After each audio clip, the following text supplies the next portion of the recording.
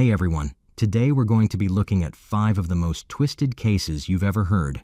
Deeply loved by her family and friends, Mary Goff's tragic death in 2001 revealed a dark and horrifying truth about those she loved the most.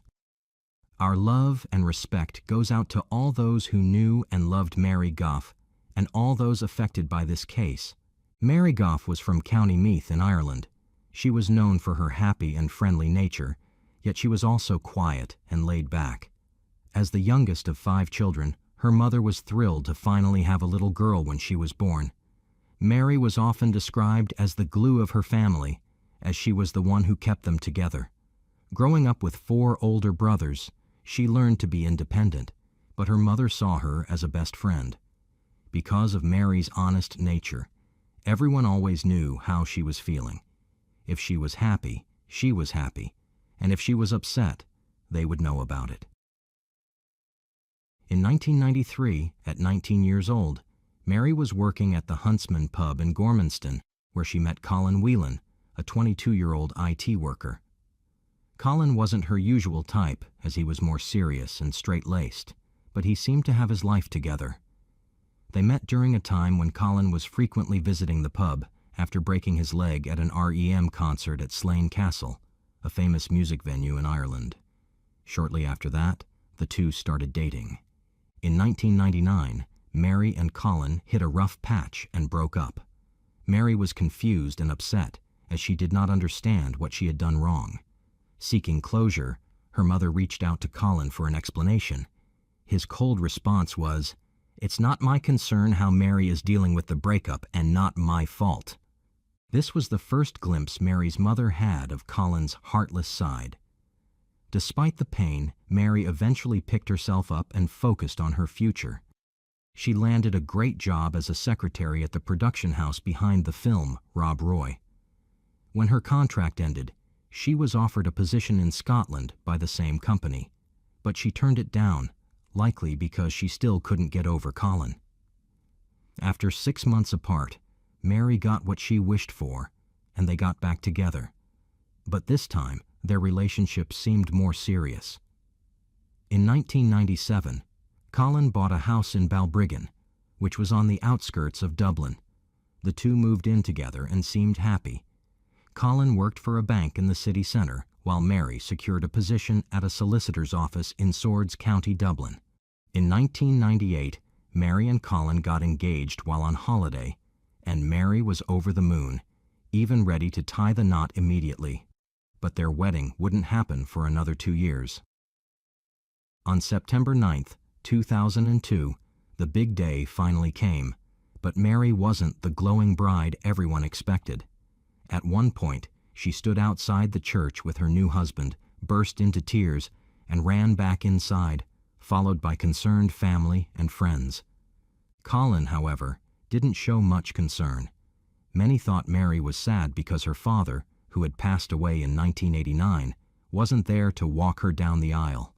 Later, she confided to a friend that she felt overwhelmed by all the attention and being the center of the stage, but there was more going on behind the scenes. She said when she got to the church and seeing everybody looking at her and realized she was the center of attention, and that was a shock. She liked to be in the background. And then, when everyone least expected, something horrifying happened. On March 1st, 2001, just after midnight, Colin Whelan made a frantic 911 call. The operator talked him through CPR, and the ambulance arrived shortly after. They found Mary wrapped in a duvet with a towel under her head, but she was cold to the touch, which was unusual for someone who had just fallen down the stairs, given that the responders arrived within 15 minutes. The ambulance crew also noticed blood coming from Mary's nose, yet there was no blood on Colin, who claimed to have performed CPR. Mary's position was also strange. She was laid out straight with her head at an awkward angle, and there were no apparent broken bones. From that point on, it was obvious that things were not as they seemed. I don't think, what can I do? I don't think she's breathing. Okay, can you see your chest moving up and down? No. Okay, what's her colour like? Is she blue? Okay, her mouth, okay? Close off, pinch her nostrils with your other hand. Yeah. Okay, and blow into her mouth. Is she breathing at all? No, there's nothing. Will the ambulance be long? The ambulance is on its way, so we're also a fire engine on the way out, you okay? Can you ring the guards or something? They might know. We've got the engine from Bob Brigham on the way. Okay. Later, Mary was pronounced dead at Beaumont Hospital in Dublin. Mary's family was informed and arrived at the hospital shortly afterward. When Mary's mother approached Colin, who had his head in his hands, she asked how Mary was. Without looking up, he bluntly said, "She's dead." Mary's mother was devastated, not only by the news of her only daughter's death, but also by Colin's cold, matter-of-fact delivery. But what happened all of a sudden? As Mary's sudden death raised suspicions, an autopsy was performed by the state pathologist. The findings were horrifying. Mary had a swollen tongue, hemorrhaging in the eyes, a mark on her neck, and carpet burns consistent with being dragged down the stairs. But there were no head injuries or broken bones, which led the doctor to conclude that Mary had been strangled. The most confusing detail was the bruising on just the left side of her neck, which was inconsistent with typical strangulation that usually leaves marks all around the neck. With these findings, the case turned into a murder investigation. Eventually, the pathologist came out to me and she said, her injuries are not consistent with a fall down the stairs. And she said, this lady has been strangled by way of a ligature. I said, how sure are you that this girl was strangled? She said, I'm 110% sure.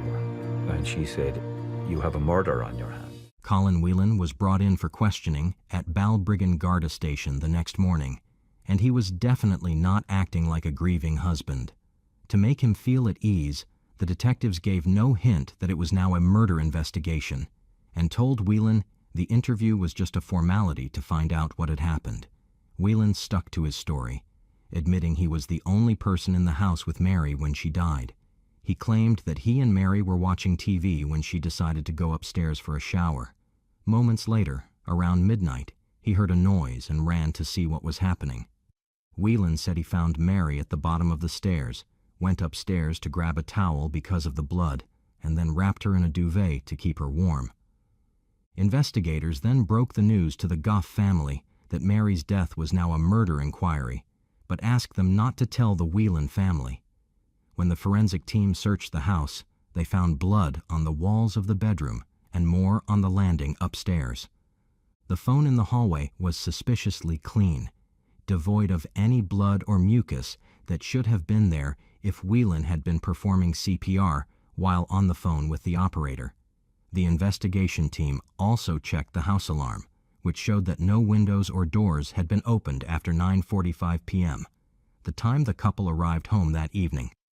There was no sign of a break-in, which confirmed that no third party was involved. During their search, the investigators uncovered a life insurance policy that Whelan had taken out on both of them in June 2000, 3 months before they got married. Shortly after the policy was approved, Whelan increased the coverage to 400,000 Irish pounds. This was shortly before Ireland introduced the euro as their national currency. The policy said that if Whelan died, Mary would receive the amount, and if Mary died, Colin would receive it. What stood out was not only the hefty sum for such a young couple, but also that the policy was only valid for 10 years, after which it would be worthless. A week after the murder, Mary's funeral took place in the same church where she and Colin Whelan had been married just 6 months earlier. Whelan put on an exaggerated display of grief for the attendees, to the point where it became embarrassing. The contradiction between his behavior and the mounting evidence only deepened suspicions about his involvement in Mary's death. The Goff family gracefully ignored Whelan's outburst at the funeral, not wanting to jeopardize the case. Meanwhile, the police examined Whelan's work computer at the bank, of which the history was completely wiped clean. Still, the bank managed to back up all office computers on a secret server, and there, they uncovered a mountain of evidence. Searches on the computer revealed Whelan had looked up information on strangulation, asphyxiation, and the effects of oxygen deprivation, making around 22 searches on how to kill someone weeks before his wedding. I came across other search terms like blocking the windpipe and strangulation, choking. This wasn't something that was just out of curiosity. This was ultimately going to bring about the death of another person. I was shocked when I saw in the month of August, virtually a month before he married her, was strangulation. Then, as I trawled back to the month of June, he was looking up the spelling of asphyxiate. 2 months before they even married. Colin Whelan was also found to be very active on chat sites. He used the nickname Celtic Tackler and described himself as a widower and a true red-blooded Irish male. He had been talking to a divorced woman in Wales and telling her that Mary had died in a car accident and that he was about to get a lot of money. They planned to meet in March 2001, and the woman had fallen hard for Whelan. When the police interviewed her and revealed the true story, she was devastated. A deeper investigation into Whelan's computer history showed research into American killers, particularly Henry Wallace, who was active in the 1990s. Wallace used a towel wrapped around a cord to strangle his victims, which left no ligature marks and kept his victims warm to hide the time of death. This discovery aligned a bit too much with the circumstances of Mary's death and was seen as a crucial piece of evidence. The police combed through Colin Whelan's house once again and specifically looked for something he might have used as a bond. They tested numerous items, and when they examined his dressing gown cord, they noticed it was overstretched. Tests also revealed Mary's blood in the fibers of the cord. Whelan had worn the murder weapon around his waist while paramedics tried to save his wife. The towel he used to minimize the suffocation marks was likely the one resting under Mary's head. With this evidence, Whelan was charged with Mary's murder, and the trial was set for October 2003. Due to the lengthy wait for the trial, Colin was released on bail. He had to live with his parents, sign in at the Garda station daily, pay a bail bond, and surrender his passport. He lost his job at the bank and rented out the house he had shared with Mary for income. 29-year-old Colin Whelan was brought before Swords District Court today, charged with murdering his wife at their home between the 28th of February and the 1st of March last.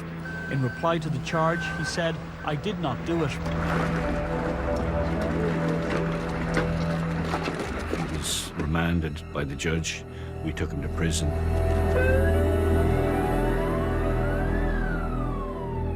And I said, "You've got to come clean, you know. Don't put our family through this." And again, he looked out the window and he was a little bit teary-eyed, but he said nothing. He remained quiet. Everything seemed to be proceeding according to the bail terms, but Colin Whelan had other plans. In May 2002, Colin's family reported him missing. A quick review of the Balbriggan Garda station records showed he hadn't signed in for 2 days. It was clear that the Gardaí had dropped the ball, and Whelan had disappeared. After a national alert, his car was eventually found at Howth Head, just outside Dublin. The keys were in the car, and an empty bottle of gin was on the passenger seat. The car was parked neatly, with a window left slightly open. With these findings, the detectives suspected that the scene was somehow staged. But despite their suspicions, as a formality, air and sea rescue operations were launched to search for a body. Unsurprisingly, there was no body found. Alerts were sent out through the media, and air and seaports were notified of Colin Whelan's identity and his status as a wanted man for murder. Interpol and Europol, which tracks individuals within Europe, were also contacted. For over a year, there was no sign of Colin Whelan. Eventually, the police received a tip-off from a man who was on a holiday in Mallorca, Spain. This man, an old school friend of Whelan's, knew Whelan was wanted for murder. He befriended another barman at a local bar and casually asked about a fellow employee.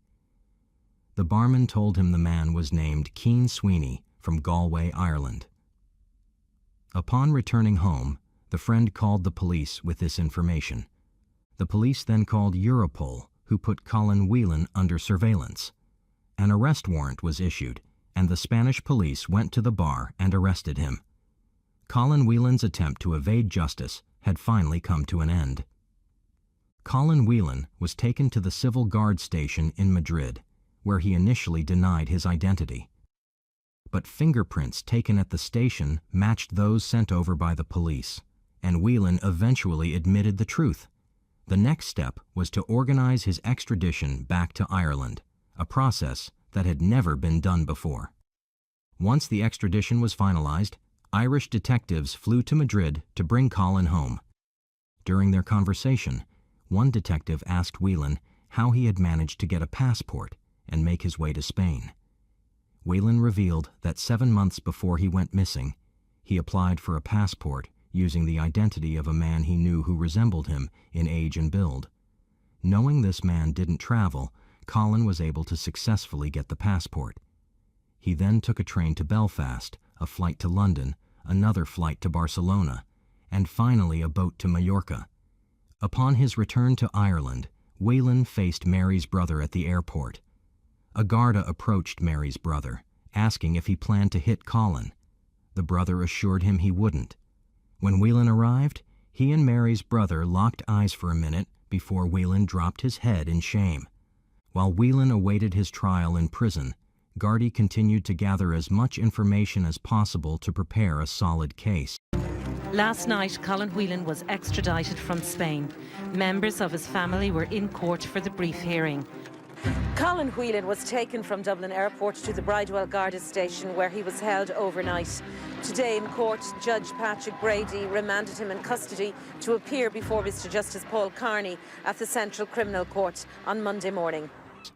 They focused on uncovering details about his past relationships and any other crucial information that could strengthen their case against him. There were still people who believed Colin Whelan was innocent because they didn't know the full details of who he truly was. One person Gardaí found was a woman who had been in a relationship with Whelan before Mary met him. This woman recounted how violent and controlling Whelan had been, which forced her to leave the county to escape him. They had met at a disco, and for the first 6 months, Whelan wooed her with charm. But once he felt secure in their relationship, he changed completely. Whelan controlled every aspect of her life, telling her who she could talk to and how she should dress. And at one point, he became physically abusive. When she found out she was pregnant, she was terrified to tell him. And just as she feared, Whelan was furious. He told her there was no way she was having the baby and brought vodka and aspirin one night, trying to force her to take them to have a miscarriage. She managed to avoid taking the aspirin, but was forced to swallow some vodka. At the height of his violence that night, he kneed her in the stomach, which caused her to miscarry and lose the baby. This testimony painted a horrifying picture of Colin's true nature and gave critical insight into the kind of person he was. Another significant piece of evidence came from another woman who had dated Colin briefly. She recounted similar experiences of his charm turning into possessiveness and aggression. Colin's abusive behavior had driven her away as well. As more of Colin's past came to light, it became evident that Mary was not the only victim. The accounts from his previous relationships showed a consistent pattern of manipulation, control, and violence. And finally, on April 11, 2005, 4 years after Mary's murder, Colin Whelan was brought to trial. Colin then changed his plea to guilty. At the age of 34, a judge gave Whelan a life sentence. Before his sentencing, Colin Whelan expressed his sorrow for taking Mary away from her family. Whelan said he was a person of cowardice and added, "I accept full responsibility for Mary's death." Colin Whelan is still in prison to this day. Do you think that Colin Whelan got what he deserved? The Orderud family murder case shook Norway in 1999 when Christian Orderud, his wife Marie, and their daughter Anne were brutally killed at their farm. Join us in this video as we dive deep into the investigation to uncover the truth behind this heartbreaking crime. Our love and respect goes out to all those who knew and loved Christian, Marie, and Anne Orderud, and all those affected by this case. The father and the mother of the Orderud family were Christian and Marie. In April 1952, they welcomed their eldest and only daughter, Anne. 2 years later, a son, Per, joined the family. Christian ran the Orderud family farm, which they also called home. Located about 80 miles from Oslo, Norway, the farm had a main house, an additional house, and a barn. The main house was quite spacious and sat close to the edge of the woods. The barn was just a short distance away. The second house was sitting on a hill, which overlooked the farm. Anne and Per grew up working on the farm, embracing the rural lifestyle. But as they grew older, Anne and Per began to wish for different futures for themselves. Although Anne was the eldest and loved the farm, she didn't see it as her future. She wanted to leave and make a life of her own. Anne eventually moved to Oslo, where she married a man coincidentally named Per, just like her brother. To avoid confusion, we will address Anne's husband Per as Husband Per. Now Anne and her husband Per lived in Oslo, which is the capital of Norway. They were a successful and joyful couple who both worked for the government. Anne worked as the personal secretary for the Norwegian defense minister at the Ministry of Defense, while her husband, Per, was a well-respected high-level diplomat for the Ministry of Foreign Affairs. Their lives in the big, crowded city were completely different from the quiet and rural life Anna had known on the family farm. While it seemed like Anne achieved her dreams in Oslo, her brother Per had always known that his future was on the family farm. Unlike Anne, Per didn't want to leave at all. He had worked on the farm since he was little and made it clear to his parents that he wanted to take it over. When Per turned 30, Christian retired, paving the way for Per to take on more responsibility.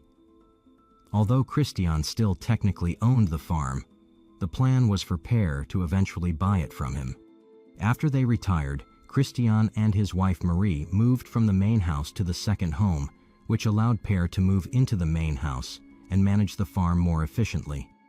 This house, located very close to the barn, was perfect for running the farm operations. About 10 years later, when brother Per was 40, he met and married a 21-year-old woman named Veronica, who then moved into the main house with him. Together, they continued to work on the farm, maintaining the family legacy. Meanwhile, over in Oslo, strange things began happening to Anne and her husband, Per. Their once peaceful and successful lives started to be filled with strange occasions, mysterious phone calls, unexplained disturbances at their home, and a growing sense of being watched made their days more tense each day. The two had no idea why it was all happening and who was behind all this. Then, on March 3rd, 1997, at about 1:30 a.m., after an evening out with friends, Anne and her husband Per were assaulted by a random man on the sidewalk. The man threw Per to the ground and started kicking him, then turned his attention to Anne and also hit her repeatedly. After a few intense moments, the assailant walked away, leaving both Anne and Per injured, but alive. Strangely, the man didn't steal anything. He just attacked them. A few months later, on either July 15th or 17th, Anne found a weird-looking device taped to the underside of her car. The car, which belonged to the Ministry of Defense, looked normal on the outside, but something in Anne told her that something was off. Despite the strange-looking tube attached underneath, she drove to work and parked outside the Ministry of Defense building in Oslo. Unsure of what the object was, Anne eventually reported it to the Oslo police later that day. Their investigation revealed a chilling discovery. The device was over half a kilo of dynamite. Less than a month later, on August 12, 1998, another unsuccessful assassination attempt occurred at their Oslo apartment. In the middle of the night, Per woke up to the smell of gas. He also heard a hissing noise coming from outside the front door. When he opened the door, he discovered a 5-kilo gas tank with its vent open, left just outside. The tubing from the tank was placed near a crack in the building's front, which allowed gas to leak inside. This setup was obviously designed to fill their apartment with gas, but thankfully, Pear's quick response prevented the disaster. Police also found a trail of gasoline leading from the street to the front door. This setup could have caused a major explosion, but thankfully, no one had ignited it.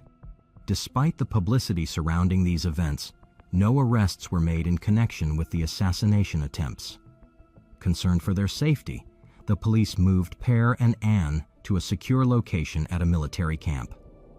At that point, Pear and Anne began to seriously fear for their lives. As a result, on the 3rd of September, 1998, Pear and Anne decided to move to New York. They stayed there for 4 months, with Pear working as a consul general. In January 1999, feeling a renewed sense of safety, they decided to return home to Oslo. Confident that the threat had passed, they refused further police protection. But despite their near misses with death, danger continued to lurk, waiting for another opportunity to hit. The murders.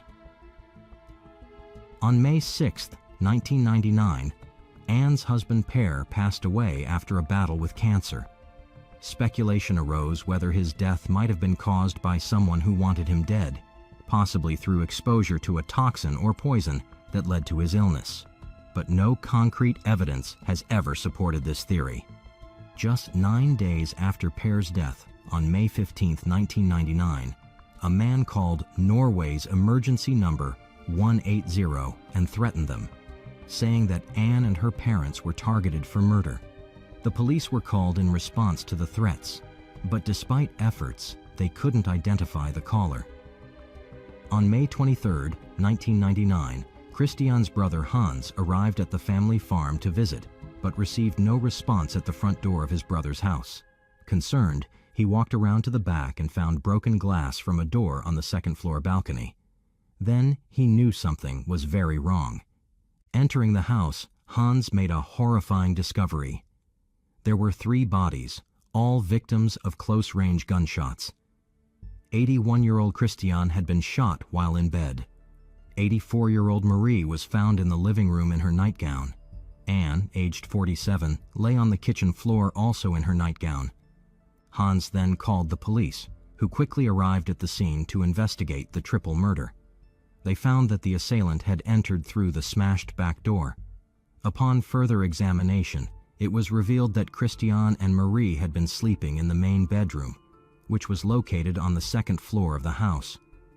The police began piecing together the events leading up to the tragic deaths of Christian, Marie, and Anne, as the community grappled with the shock and grief of losing 3 beloved members of the Orderud family.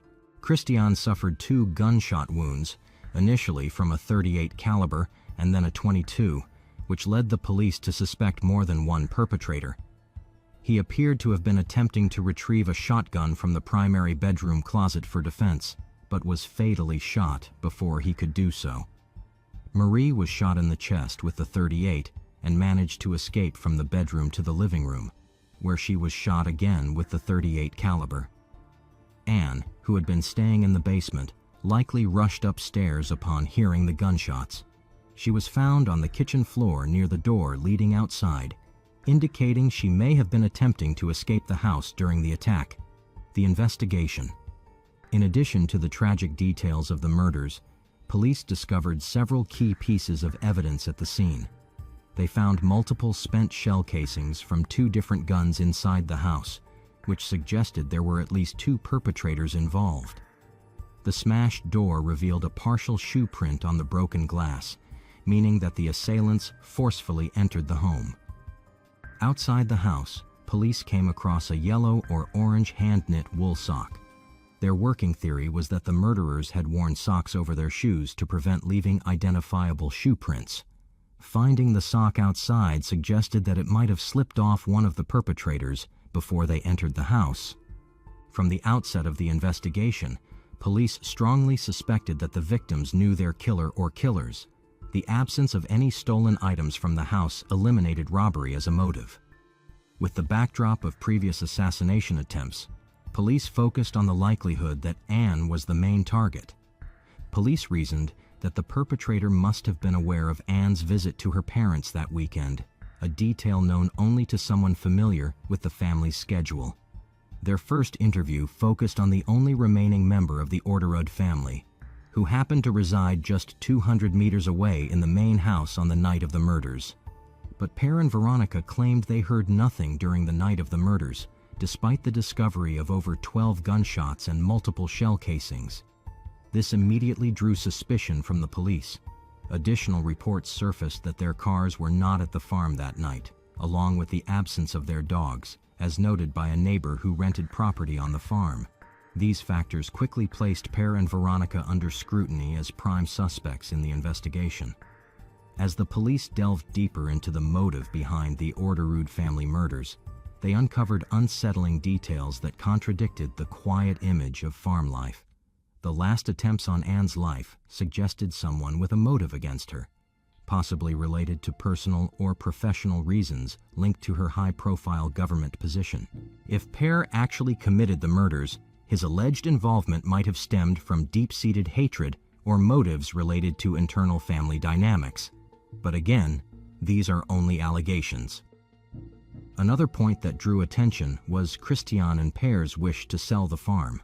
After retiring, Christian and Marie planned to transfer ownership to Per eventually, allowing him to manage day-to-day operations in the meantime.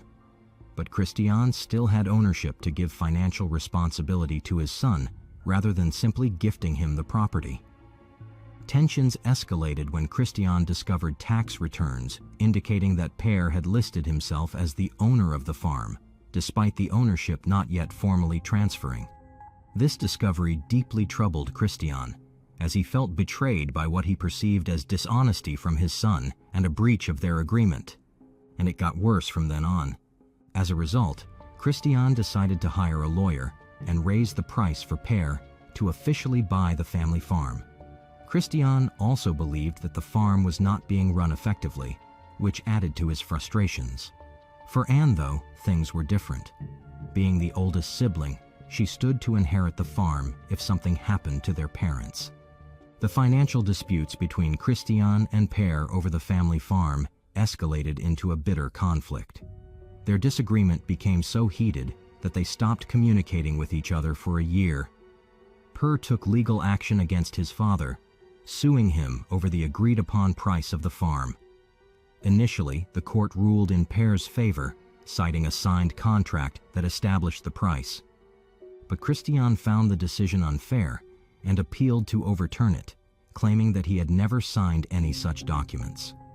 Subsequent investigation revealed that Per had forged his father's signature on the papers presented to the court. As a result, the original court's decision was reversed, dealing a blow to Per's legal claims and worsening the relationship between the two.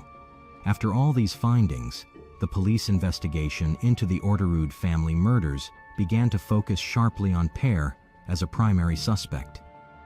The discovery of his disputes with Christian over the farm's management, ownership, and pricing, compounded by Anne's plans to potentially divide and sell parts of the property, provided a clear motive for Per. Anne's intentions to sell parts of the farm threatened Per's vision of inheriting and maintaining the property as a whole. These revelations supported the police theory that Per had a solid motive to kill his family members, including Anne, who posed a direct threat to his perceived rightful ownership of the farm. As the investigation deepened, suspicions turned towards Per's wife, Veronica, in the middle of the allegations from her ex-boyfriend, suggesting she was motivated by financial gain, given the significant age gap between her and Per. Meanwhile, a bizarre incident occurred just 10 days after the murders when police responded to reports of gunshots in a nearby wooded area. There, they saw Kristen Kirkemo, Veronica's sister, doing target practice.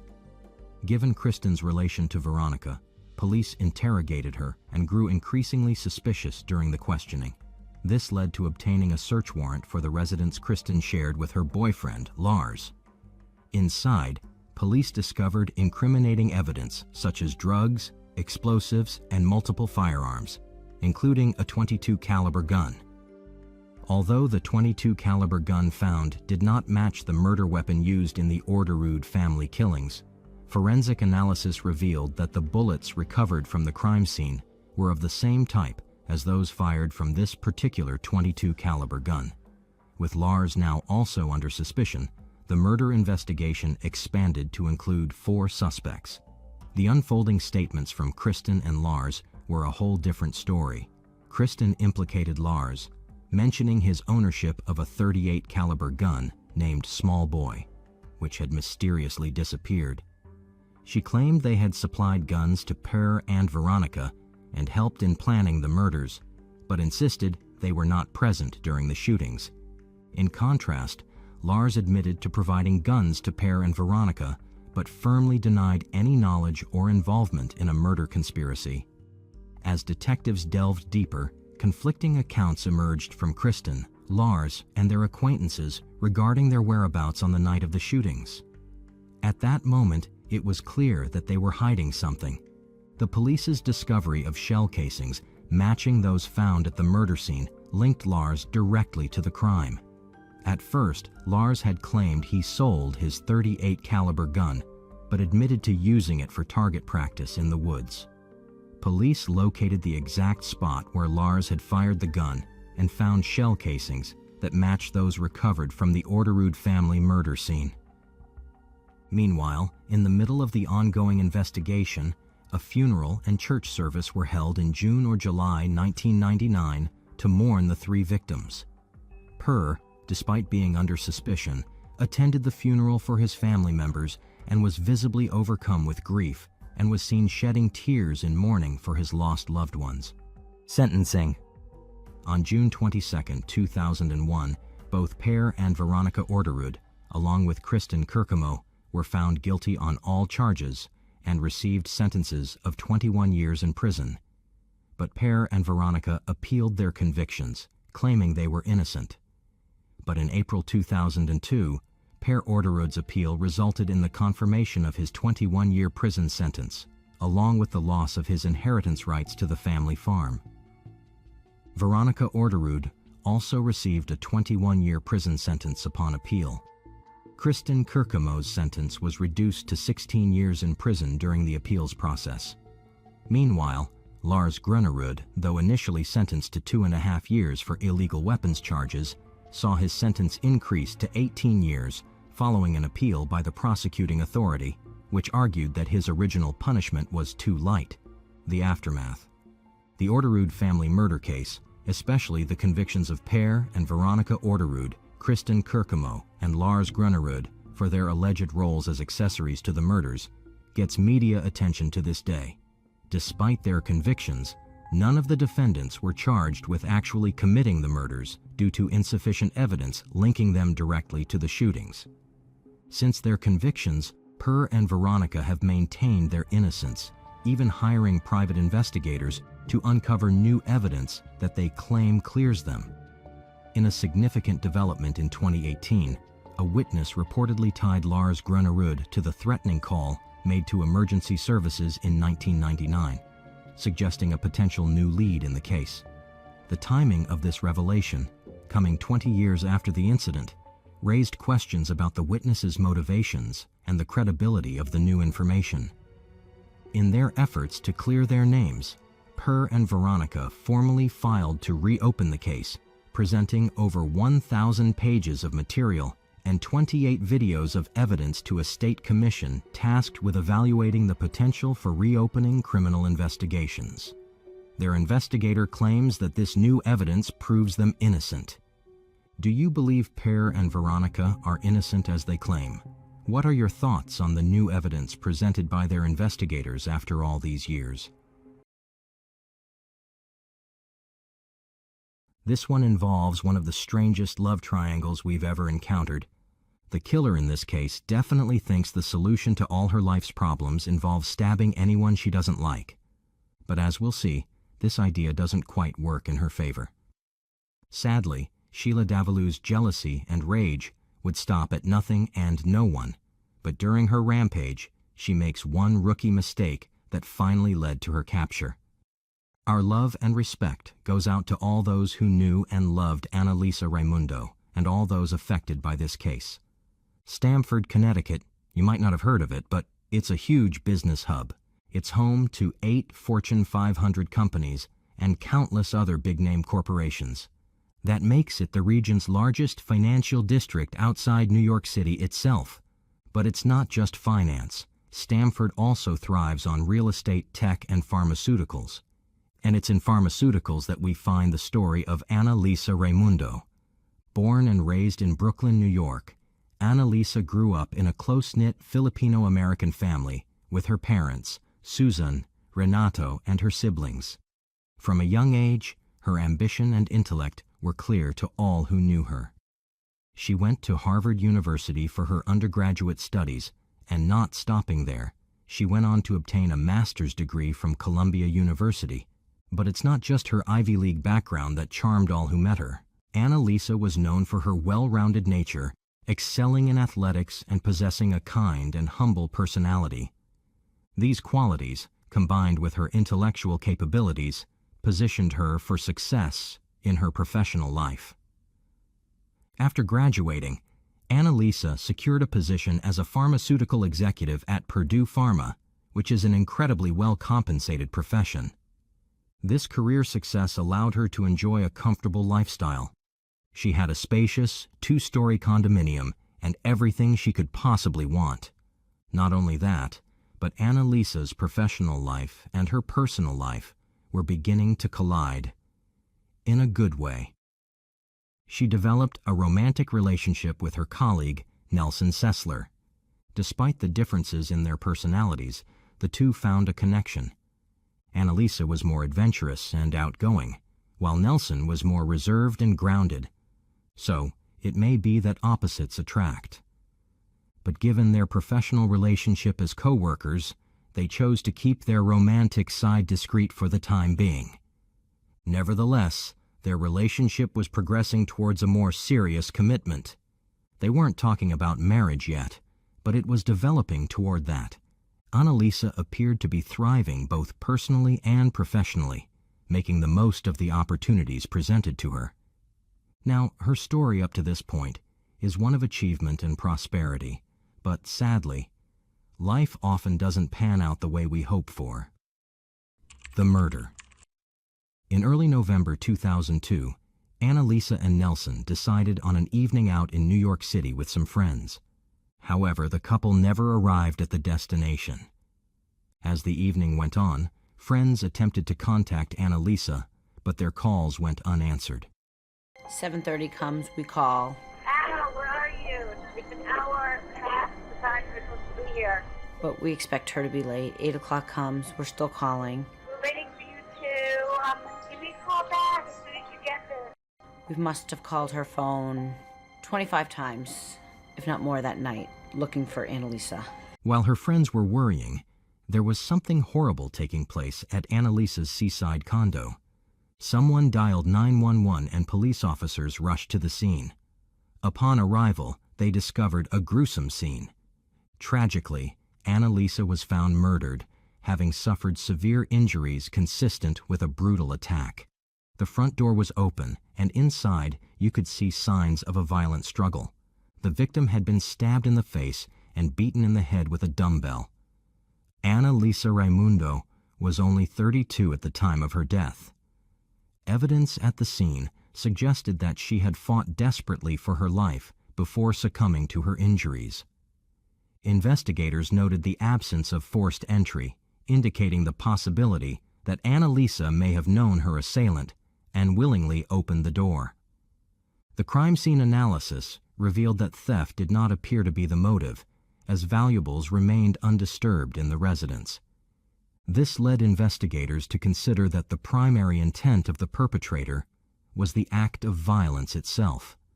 Forensic evidence included blood traces found not only on and around Annalisa, but also in the bathroom sink. This suggested that the assailant may have sustained injuries during the attack and attempted to clean up afterward, which is quite a common occurrence in crimes involving edged weapons. The investigation. As is standard procedure in such cases, the investigation began by examining those closest to the victim, including her partner, Nelson.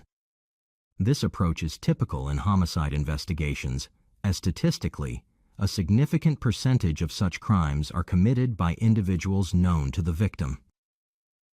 Nelson arrived at Annalisa's condo while the police were still present, apparently completely unaware of the tragedy that took place.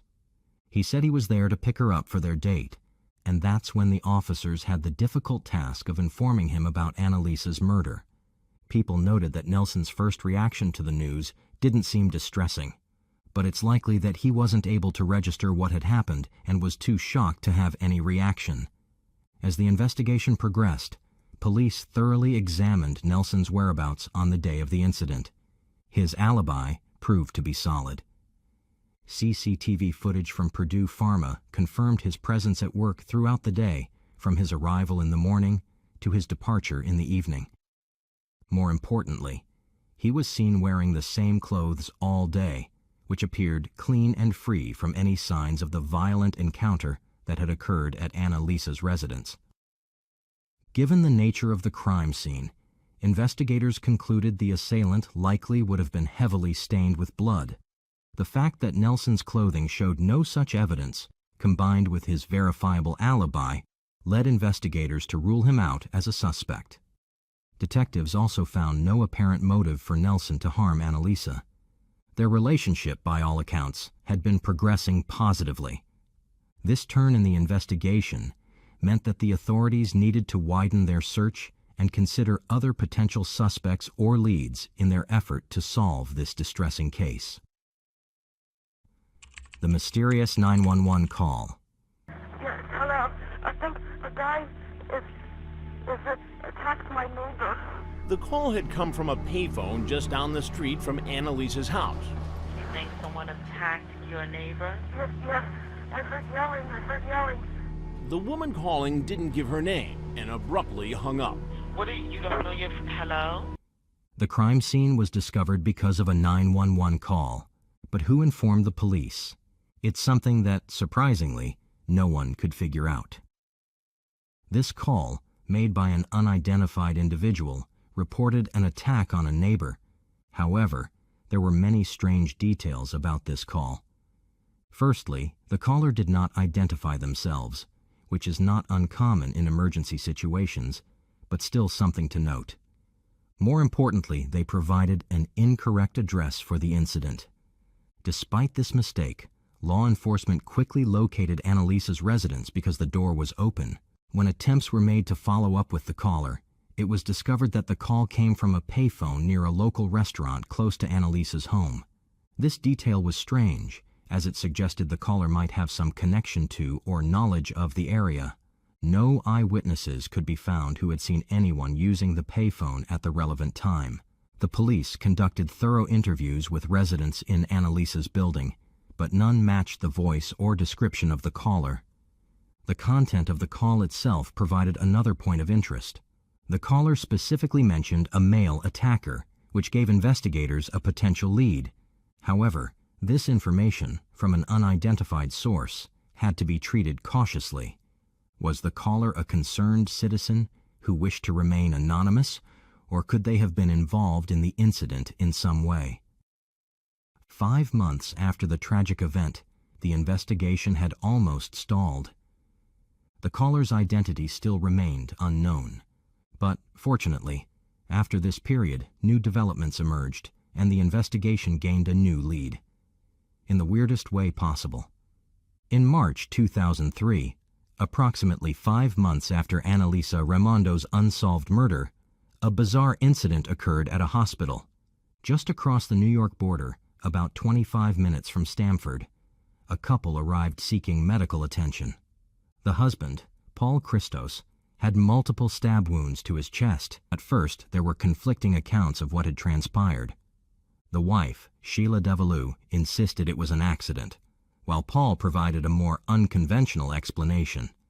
He claimed they had been engaged in a sex game of sorts involving handcuffs and blindfolds, where the objective was to guess what item was being used to touch the blindfolded partner. According to Paul, the stabbing occurred during this activity, which he believed was accidental. Paul underwent emergency surgery and ultimately made a full recovery, but the circumstances surrounding the incident raised suspicions among law enforcement. How do you accidentally stab someone multiple times? It just didn't make any sense. Upon further investigation, a horrifying connection jumped out.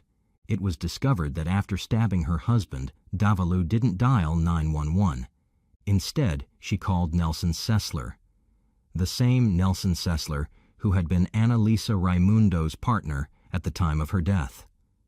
When questioned about this, Nelson eventually came clean and said that he had been involved in an extramarital relationship with Davalu. Furthermore, Davalu was also an employee at Purdue Pharma, the same company where both Nelson and Annalisa had worked. This unexpected link between the two cases, Annalisa's unsolved murder and the stabbing of Paul Christos, was something investigators needed to establish quickly. Because of this, detectives had to reevaluate the evidence in Annalisa's case and make a closer examination of the circumstances surrounding Paul's injuries. They now faced the challenging task of determining whether these events were somehow related or if their connection was just a weird coincidence. I sit down with her. She was polite, cooperative. He came and he said he's hurt, and he laid on the floor, and he's like, "Can you look at it to see if it's bleeding?" And I get nauseous when I look at blood. I couldn't look at it. About the game. Paul is telling you. Tell me about the game, because I already know about the game. We were just playing the game. And then how to get out of hand. It didn't get out. As the investigation deepened, detectives realized there was a workplace romance that had gotten out of hand. Nelson said he had been romantically involved with both Annalisa and Davalu at the same time. According to his account, his relationship with Davalu was brief, described as a summer fling, which he ended as his involvement with Annalisa became more serious. However, the true nature and depth of these relationships isn't something we know. The situation was further complicated by the fact that while Davalu was aware of Nelson's relationship with Annalisa, Annalisa appeared to have been unaware of Davalu's involvement with Nelson. Plus, after Annalisa's tragic death, Davalu rekindled her relationship with Nelson. Remarkably, Nelson claimed to be unaware that she was married to Paul during this time. No doubt the levels of secrecy and the overlapping affairs were difficult to keep track of, and as we will see later on, it created more questions than it answered. Who was Sheila Davalu? Davalu and her family are from Iran. They found refuge in the United States during the late 1970s amidst the Iranian Revolution. Settling in New York, Davalu followed in her parents' academic footsteps, studying biochemistry and eventually securing a position at a pharmaceutical company where she worked alongside Nelson and Annalisa. In keeping with tradition, she entered into an arranged marriage with Farid Musavi shortly after completing her studies. However, this first marriage was short-lived, as she soon became involved with Paul Christos, whom she would later marry in 2001. Just 2 years later, she met and began a relationship with Nelson. Nelson would frequently visit Davalu's residence for their secret meetings. However, circumstances were still far from normal. To create an illusion that she was single, she would tell Paul that her mentally ill brother was visiting and he wouldn't react well to discovering her relationship with him. This made Paul gather his belongings and temporarily relocate to his parents' house.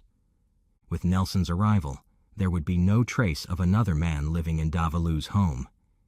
It's surprising that Paul actually believed his wife's weird excuse, but this just shows how good she was at manipulating others.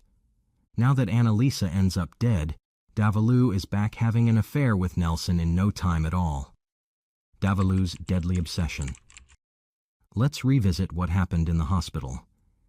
After stabbing Paul twice, Davalu did something that could never be explained.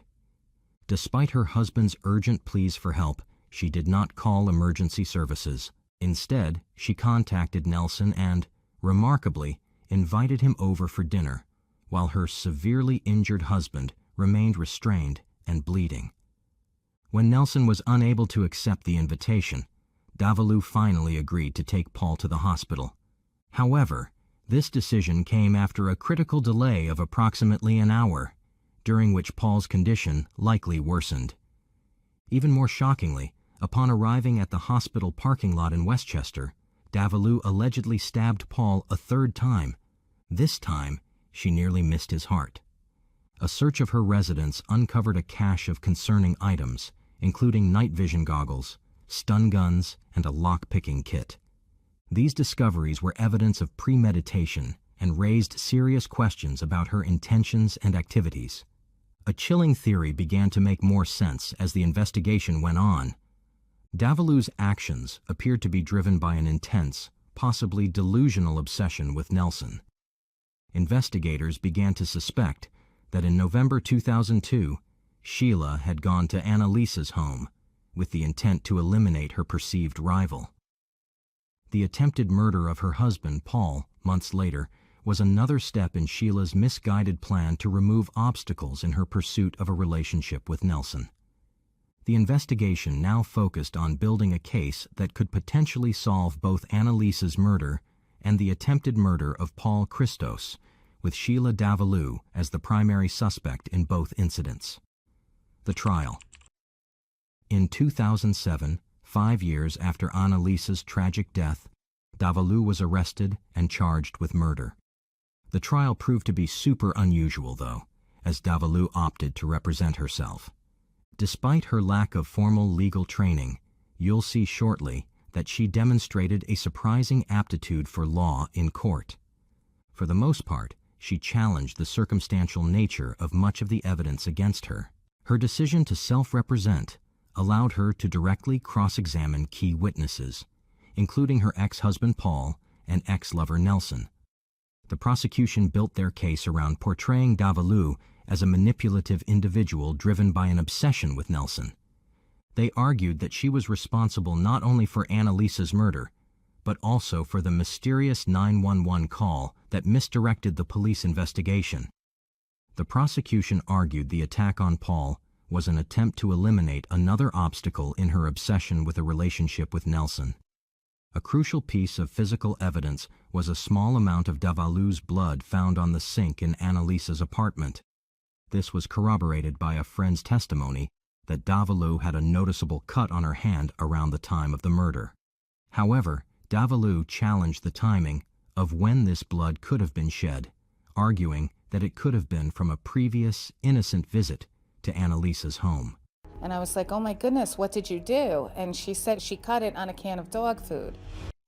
Remarkably, the voice of the anonymous 911 caller who alerted authorities to Raimundo's plight the previous November matched Davalou. The caller had claimed to be a neighbor, but was never identified. Her defense strategy focused on the lack of other forensic evidence linking her to the crime scene.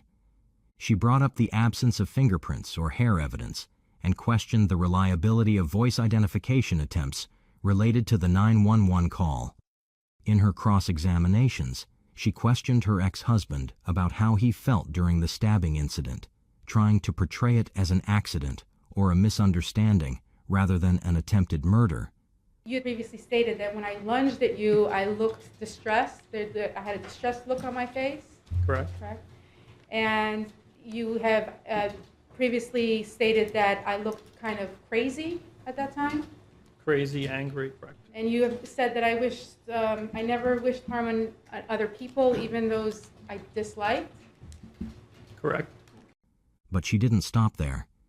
She then tried to prove that Nelson may have been the one to kill Annalisa. You had lied to the police?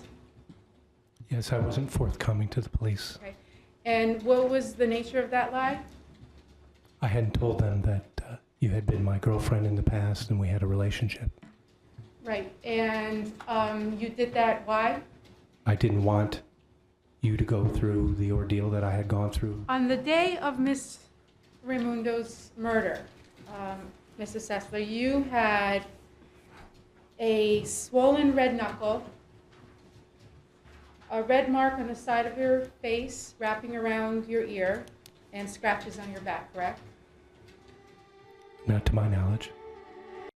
After 2 weeks, the trial eventually ended in a guilty verdict for Sheila Davalou. She was sentenced to 50 years in prison and she was already serving 25 years for the attempted murder of Paul Christos. Should she live to 110, her total sentence will end in 2079. But this isn't the last we've seen of her. In 2017, Davalu would be interviewed by Piers Morgan for an episode of Killer Women, his documentary series. During the entire interview, there were 3 armed guards around her, which is something Piers claims they've never had to do before. Davalu insisted to a skeptical Morgan that the evidence was not the whole truth. Dressed in a simple red top, gray skirt, and black tights for the cameras, the Iranian-born prisoner admitted her involvement in Christos's case, but denied wanting to kill him. She also insisted she wasn't anywhere near Annalise's apartment when her then co-worker was stabbed and beaten. Davalu's argument hinged on her insistence that traces of her DNA found on a faucet in Raimundo's bathroom resulted from cross-contamination by the police. She also denied the prosecution's motive, maintaining that she could have easily divorced her husband instead of killing him. Davalu confessed to Piers that she couldn't fully explain her actions around the almost fatal sex game. She claimed she and Christos often engaged in consensual violence, including slapping and punching. Concluding their filmed meeting, Morgan told Davalu that the saddest thing for him was her apparent self-delusion, as she had convinced herself she didn't do it.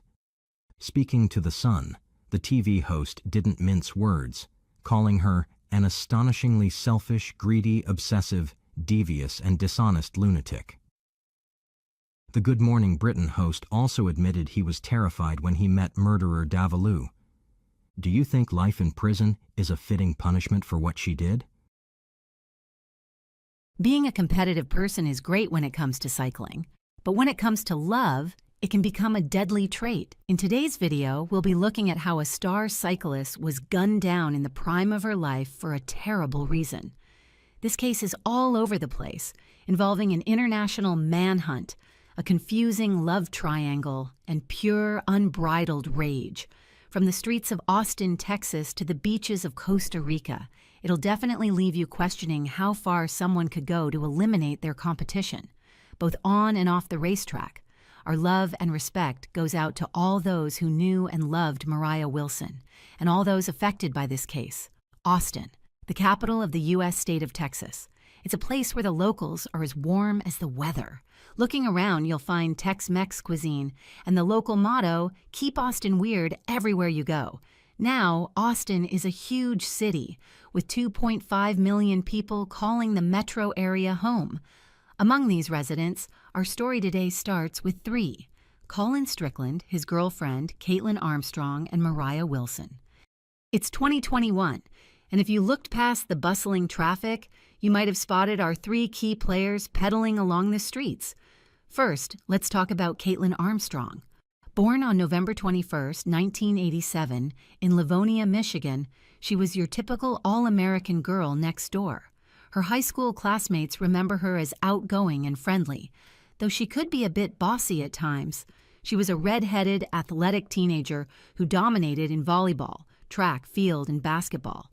After high school, Armstrong pursued higher education at Schoolcraft College before transferring to Eastern Michigan University. She started her career in finance, but eventually decided to become a licensed realtor. In her free time, she taught yoga, which is an activity she ended up being quite passionate about, as we'll see later. Fast forward to October 2018, she swiped right on a dating app called Hinge and matched with Colin Strickland. And that is the point she entered a tumultuous relationship that made her life more intense. Colin was born on November 7, 1987. This Texas native comes from the town of Johnson City. As a young boy growing up on a farm just outside the city limits, he fell in love with the great outdoors and learned to ride a bike on dusty gravel roads. Colin wasn't your average farm kid, though. He had a passion for music and art, and people described him as quite eccentric. Plus, growing up on an organic farm made him pretty particular about where his food came from. By the time he was 25, Colin had peddled his way into the professional cycling scene, joining the Red Bull athletic community. He won his first cycling race after college and soon found himself competing on the international stage. Naturally, he became a social media influencer. At that point, he had over 400,000 followers on Instagram and became a celebrity in the cycling world. When Armstrong and Colin first got together, they seemed like the perfect match. They shared a love for cycling, had mutual friends, and appeared to be genuinely happy. As time went on, things got more serious.